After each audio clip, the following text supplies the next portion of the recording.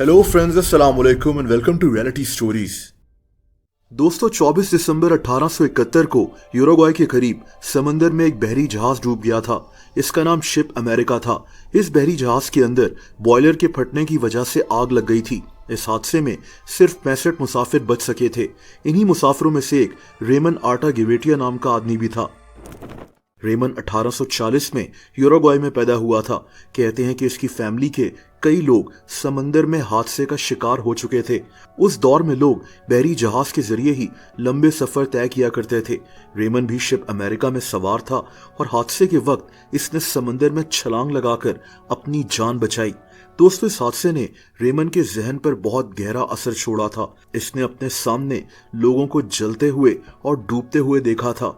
ये आदमी इस हादसे के बाद इतना ज्यादा डर गया था कि ये अक्सर रात को सोते हुए उठ जाता था। इसको लगता था जैसे ये अभी भी शिप पर है और ये बहरी जहाज डूब रहा है। इसी वजह से रेमन ने बहरी जहाज पर सफर करना ही छोड़ दिया था। इसको समंदर और बहरी जहाज से खौफ आता था। ये रात को उठकर चिल्लाना शुरू हो जाता था। दोस्तों, रेमन इस हादसे के बाद अर्जेंटीना में रहना शुरू हो गया था। यहाँ इसने एक फार्म खरीद लिया था, लेकिन ये नहीं जानता था कि इसकी जिंदगी का सबसे बड़ा डर सच साबित होने वाला है, यानी समंदर में डूब जाना। दरअसल ये 1912 का साल था। रेमन अभी भी अर्जेंटीना में रह रहा था। उन दिनों टाइटैनिक का बहुत चर्चा था, दुनिया का सबसे बड़ा बहरी जहाज। लोग इस बहरी जहाज पर सफर करना चाहते थे। रेमन, जो अब 72 साल का हो चुका था, इसने फैसला किया कि ये अब अपने डर पर काबू पाएगा और ये भी टाइटैनिक पर सफर करेगा। दोस्तों, एक इंसान जिसकी आधी जिंदगी बहरी जहाज और समंदर के डर में गुजर गई हो, उसके लिए ये बहुत बड़ी बात थी। इसने अपने कजन को एक खत भी लिखा कि आखिरकार मैं समंदर में सफर करूंगा और मुझे सुकून की नींद आएगी। शिप अमेरिका के डूबने की वजह से मैं आज तक सुकून से सो नहीं सका। दोस्तों, शिप अमेरिका को डूबे हुए 41 साल गुजर चुके थे। अब बहरी जहाज कदरे सेफ थे और रेमन को लगता था कि अब ये हिफाजत से समंदर में सफर कर सकता है। इस वक्त बहरी जहाज में टेलीफोन्स भी लग चुके थे। ये भी एक बहुत बड़ी वजह थी कि रेमन का दिल मुतमईन था। ये अब अपने डर पर काबू पाना चाहता था, लेकिन रेमन नहीं जानता था कि ये खुद अपनी मौत को दावत दे रहा है। दोस्तों, 10 अप्रैल 1912 को रेमन टाइटैनिक पर सवार हुआ।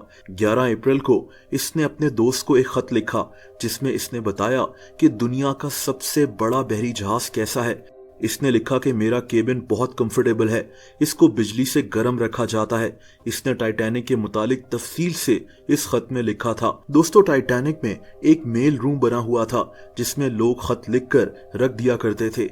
इसके बाद छोटी बोट्स वगैरह आती थीं और इनके जरिए टाइटैनिक से इन खतूत को ले जाया जाता था। इसके अलावा टाइटैनिक में एक वायरलेस टेलीग्राफ का सिस्टम भी लगा हुआ था जिसके जरिए लोग अपने प्यारों को पैगामात पहुंचाते थे। दोस्तों, रेमन बहुत खुश था, लेकिन फिर 15 अप्रैल का दिन शुरू हुआ जब रात को टाइटैनिक एक आइसबर्ग से टकरा गया। उस वक्त रेमन 2 लोगों के साथ अपने डेक पर बातें कर रहा था। कुछ लोगों ने इसको हंसते हुए भी देखा। इसको यकीन था कि टाइटैनिक सेफ है और डूब नहीं सकता। टाइटैनिक के आइसबर्ग से टकराने के बाद भी रेमन मुतमईन था कि टाइटैनिक को कुछ नहीं होगा। लेकिन दोस्तों, देखते ही देखते टाइटैनिक अटलांटिक ओशियन के सर्द पानी की गहराई में चला गया। जिस समंदर और बहरी जहाज के हादसे से रेमन 41 साल तक डरता रहा और जिसके डर की वजह से ये समंदर में ट्रेवल भी नहीं करता था, अब एग्जैक्टली उसी तरह रेमन की मौत हो चुकी थी। दोस्तों, रेमन की बॉडी 1 हफ्ते के बाद समंदर से मिल गई थी। ये टाइटैनिक के हादसे में मरने वाले सबसे ज्यादा उम्र के लोगों में से एक था। दोस्तों, अगर आप मुझे इंस्टाग्राम पर फॉलो करना चाहें तो उसका लिंक नीचे डिस्क्रिप्शन में मौजूद है।